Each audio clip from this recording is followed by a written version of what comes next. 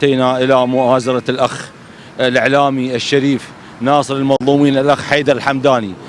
يعني من أوغاد حتى كلمة الحق ما مريودة بهذا الشعب.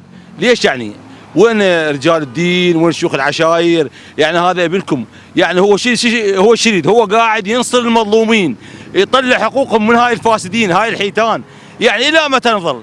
إلى متى تكميم الأفواه؟ يعني انتم وين دينكم؟ وين ضميركم؟ وين ضميركم الحي؟ يعني احنا يعني معقوله هاي بس هاي الشباب تمثل حيدر الحمداني؟ حيدر الحمداني شنو هو؟ هو ناصر، هو صوت الحق. يعني من اوقات حتى الاعلام تكمتونه. يعني الى متى نبقى؟ الى متى نبقى احنا مكتوفين الايادي؟ يا عمي اترجاكم، اي الشعب العراقي وين؟ نهضوا عمي، انتم المؤسسات الدينيه، الشيوخ العشائر، اصحاب الضمير الحي، وينكم؟ جينا اليوم وقفه تضامنيه مع الزميل الصحفي حيدر الحمداني. طبعا احنا نؤمن بعداله القضاء ونعتب كل العتب. اغلب المحافظات والاقضيه طبعا طلعت ساند الزميل الصحفي حيدر لنقدم خدمه لابناء المحافظه وبالاخص الناس الفقراء.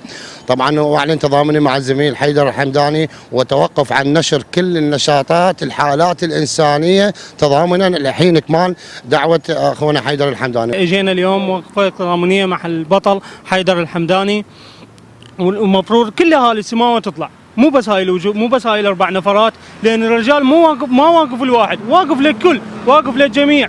الرجال وقف على مود حاله انسانيه، وهسه ما حد بحاله.